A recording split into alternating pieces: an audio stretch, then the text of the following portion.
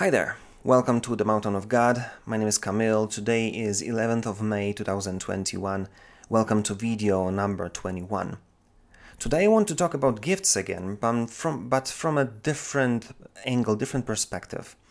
I want to talk about what gifts are, why they were given to us, and what they would do to you if you decide to dig a little bit deeper what they are and how you're supposed to use them. So first of all, something that many churches are talking about when they teach about gifts is that gifts are given to the church. Very few were given for you to have like a very specific role to play in your life. Most of them are given to the collective, to the body of Christ that's supposed to have a role to play, to be able to fulfill it. And there are two major reasons why those gifts are given to the church, or two roles. First of all, they're given to kind of help us, to make the church itself working fine. Meaning they're gifts of service, they're gifts of kindness, they're gifts of healing, gifts of prophecy to some degree as well. Something that it's given to us to help us, to provide us with whatever we need to be healthy, to get out of our traumas, to get out of our problems, to grow up, to mature, to be able to be disciples. So that's why the church is kind of a hospital in some way, because there are going to be tons of people who are going to come from different backgrounds, different environments, and they're going to need different help, different things to happen in their life so they could mature and kind of deal with their pain and the traumas of life. For different things will happen, but that's what church has. That's what church is providing to people, and that's why it's a healing place. And that's why when it's a healing place, it can be a discipleship place, because you're gonna have to heal people first, and then they'll be able to become someone more or someone else. But the second role is basically to equip us, to direct us. And there are gifts and ministries which are more kind of given to the church to kind of direct them in a very specific direction and calling, I would say. So that's why not only they're keeping us inside, working well by healing and so on, but also they're giving to us like a puzzle. Because if you look at how church works, especially using the gifts, like you've got gifts of tongues, and there are gifts of translating of those tongues. There are two people needed to fulfill that role. So, and this is just one of the examples. And many times people who are in prophecy will tell you that, I get part of the picture, someone else gets another part of the picture. And then because it's all supposed to bring us to unity, that's why it all brings a direction, correction, and helps us become united. Not only in the spirit, not only in the way we think and the way we act, but also how we serve. But also how we can serve outside of the church. So that's why then our church, as we said few weeks ago, or a few videos ago, that we will be able to understand what our church or our local ministry supposed to do. What is the calling? What is the mission of ours in our local community of our city, or in wider horizon or perspective. But the second thing that I want to talk about today is the things that it will do to you personally. Because the first thing that it will you pursuing your gifts, trying to understand what you have and what does it even mean, what they are and how you're supposed to use them, will bring, first and foremost, it's going to deepen the relationship with your Father. It's going to be very interesting to observe if you be capable of kind of looking at yourself from outside perspective. You'll start to see that it's going to work exactly as you having a relationship with your friends or with your spouse. You become to know each other to the degree that you don't have to talk to each other even. You just look at yourself and you know exactly what's supposed to be said or supposed to be done. If you work in a very specific environment, you know that every group of people has its own lingo, has its own inside jokes, has its own kind of idioms or stories that we use, which are like shortcuts in the way we communicate. Because you can say one word and everybody else understands what you're trying to say. And not only they understand the message that you try to convey, but also they understand the whole background because all of them know that story. The same thing will happen with you when you go try to pursue your gifts. You'll start to understand and why it was something that it was conscious decision of your Father, that He created you exactly that way. That's exactly that particular set of talents, of gifts, of the way you live, the way you think, the way your angle, how you see the world. All of that matters. It was on purpose, and then you'll be able to understand what was the reason behind it when He'll try to explain to you and try to train you, which is point number 2. The training that He will take you through will be a very interesting process for a few different reasons. One of being to show you that there's a bigger plan behind why you were created this way, but also when He'll take you through to the explanation how this set of skills and this set of gifts will work and be part of your life, you'll start to see that the deeper you'll go, this bond with Him will be much stronger. But also He'll tell you much more about those gifts and secrets behind them, because there's always something deeper. There's always more. And if it is going to be the same as you may find someone in your school or your high school or your university. You meet someone who teaches, let's say, math, and they just teach math. They understand that they're capable of giving you this, what you're supposed to know, how you're supposed to learn, how you're supposed to understand it, to be able to use it. But then there's this one person who's so excited, so obsessed with math, that they'll be able to show you the how it works in a completely different environment outside of the class, the math class, and they'll be able to tell you how in normal life the math is there, and you'll say that they're crazy, but you will see that this passion is there because of their deep understanding, and that they'll be able to explain it, simplify it.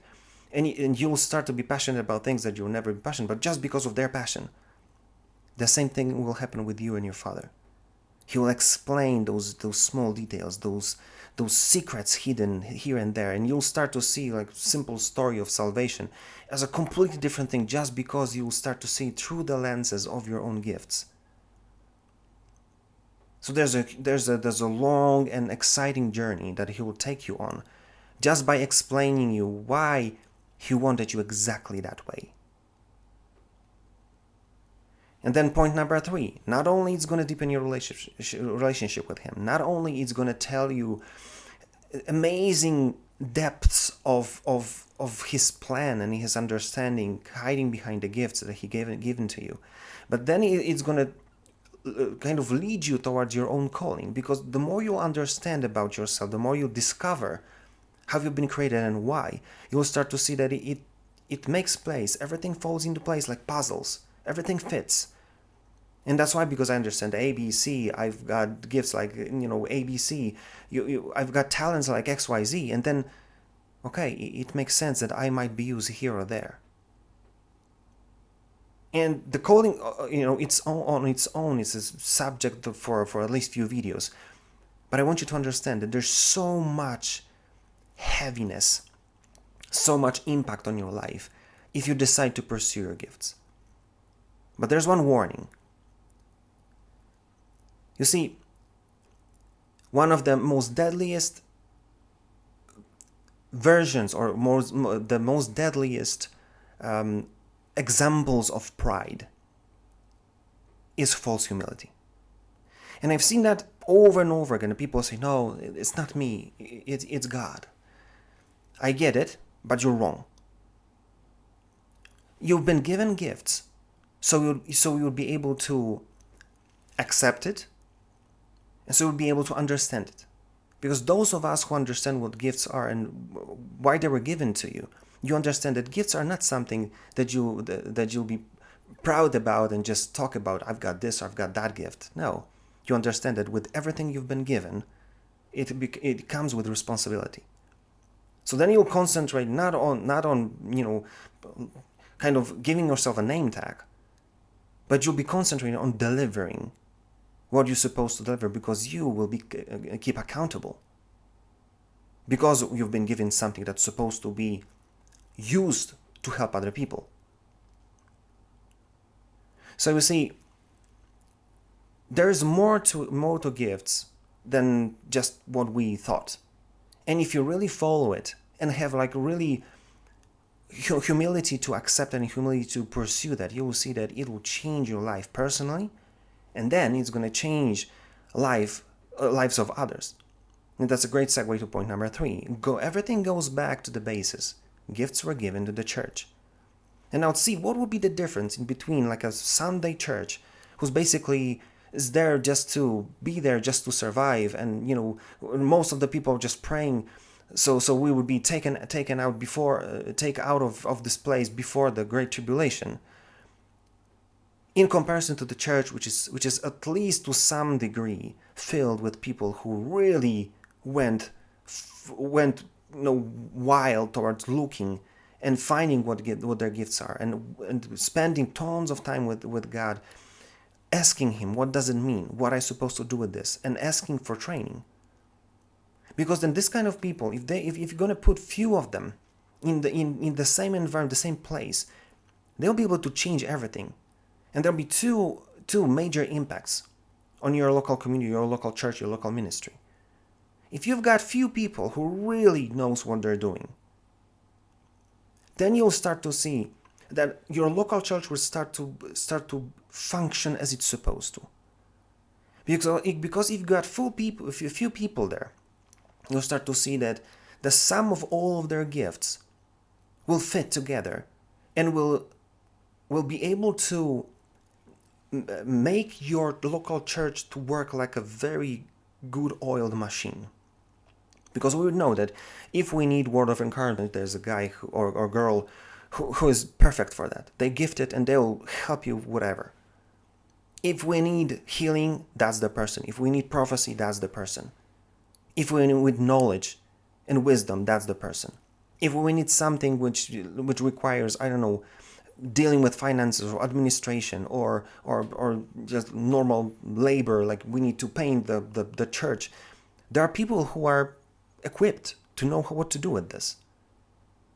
And then everybody will know its place. Everybody would understand that even the weakest ones of us have something unique given to all of us, and they will be respected. And then church start to looks like it start working as you would expect it to.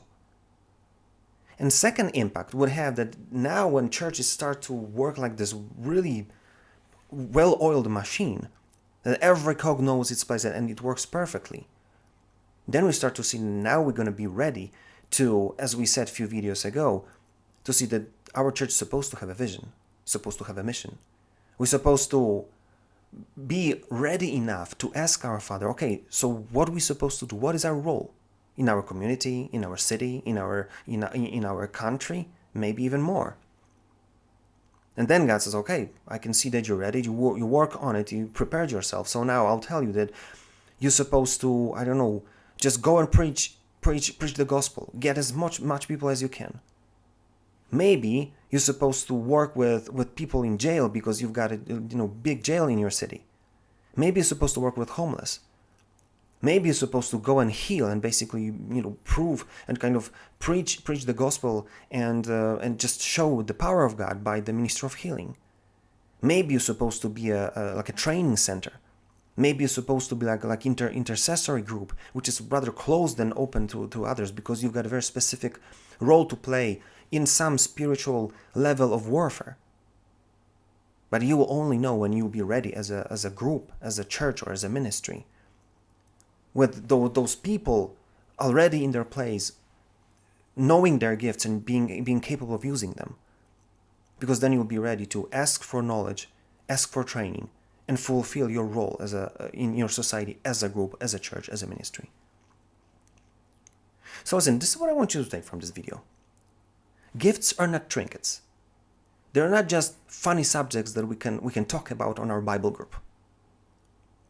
Gifts will do two amazing things for you. First of all, they're going to show you amazing depth and why God created you as created you. And that it was intentional, that you are this specific set of gifts, talents, and this specific angle of looking and interacting with the world. And second, if you bring that to the church, and there'll be more of you like this, you'll start to see that in that particular time, in that particular space, in that particular church or ministry, there are people who are having specific set of gifts that interact with each other and complement each other. And then you start to see that now we can fulfill the bigger role that we can play as a church, because that was the major reason the gifts were given. Now we understand that behind everything there's a bigger plan, that everything happens for a reason. There is no coincidences. Everything was meticulously checked and put into place exactly as they're supposed to be.